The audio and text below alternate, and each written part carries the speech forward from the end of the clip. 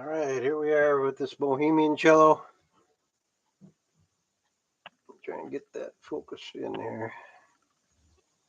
Yeah, my camera only works so well, I guess. Anyway, yesterday we glued these chunks on after we cut the corners nice and straight, filled it with a piece of wood that matches. So today we take the clamps off and see how it came out. I'm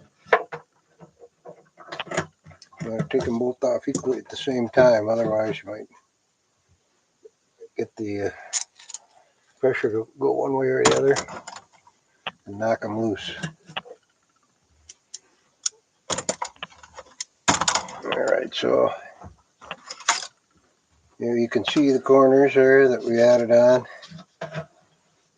Now we've got to trim them off to right, so closer to, a little closer to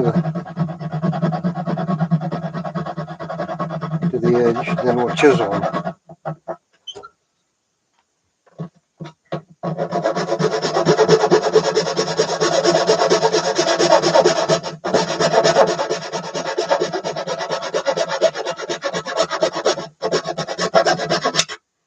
There we go. This one had a two-piece because there was a little chunk missing next to it. I wanted to glue them both at the same time. So what we'll do is we'll draw out the corner just about where we want it. Follow the curve. Make it match up the corner on the other side, on the back.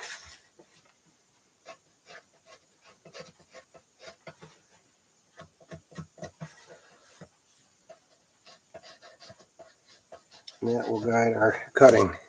And we'll do that on both sides.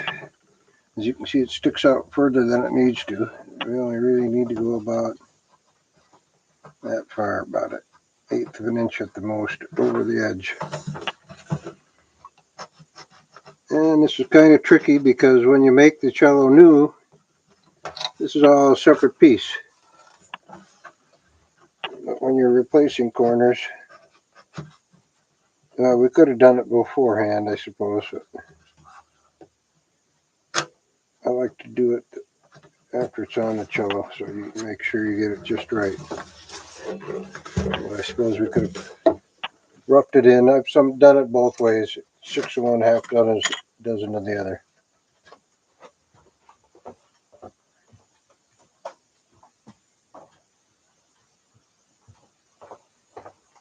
And before we do any more sawing, I'm going to trim these down a bit so you don't have to saw as far. Of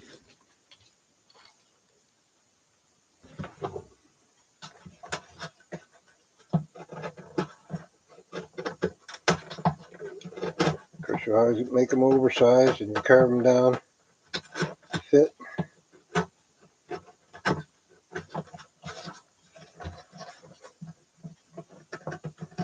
That's the tricky part too, because you don't want to carve any of the old varnish off, so it has to be very precise.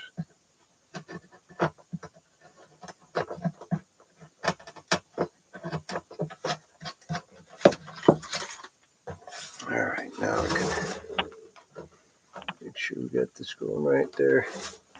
Now see, these corners go right up to the corner. The back corner goes right up to the tip of the side corners. And on the other side, that's true as well. They're just flush with an end. So we can cut off pretty much right about there where I have it drawn. Make sure we go at the same angle.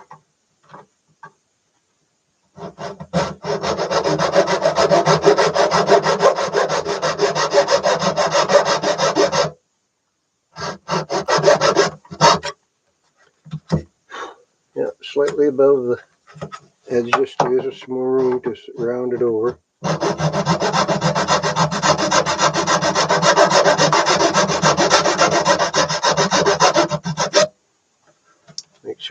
nice and straight.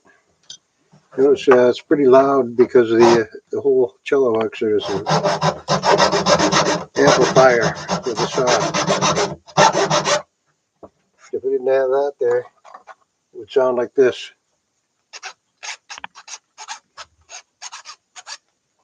Big difference.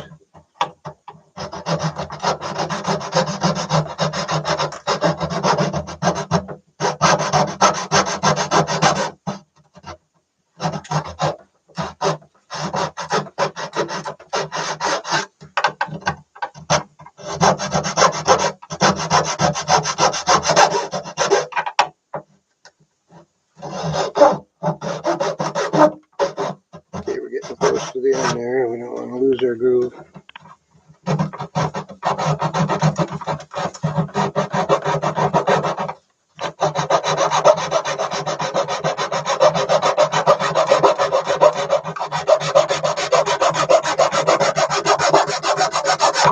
There we go.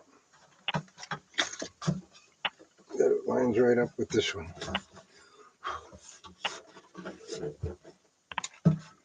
I've got a little bit right there we can trim on.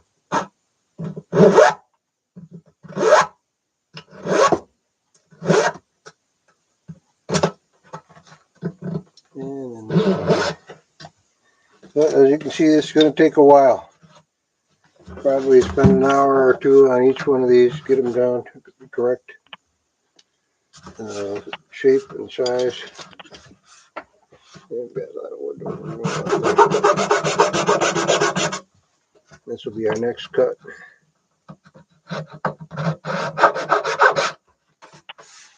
Make sure we're following the line there.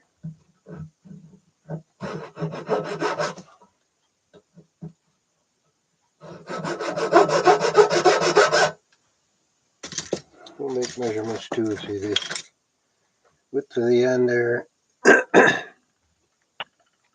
about 5/8. Yep, that's right where we're at, 5/8.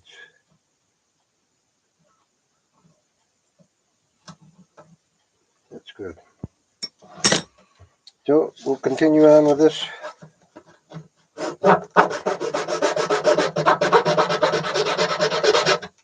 And check in with us next time. We'll show you how those came out. Then we'll be cleaning up this fingerboard, doing some finish work, etc.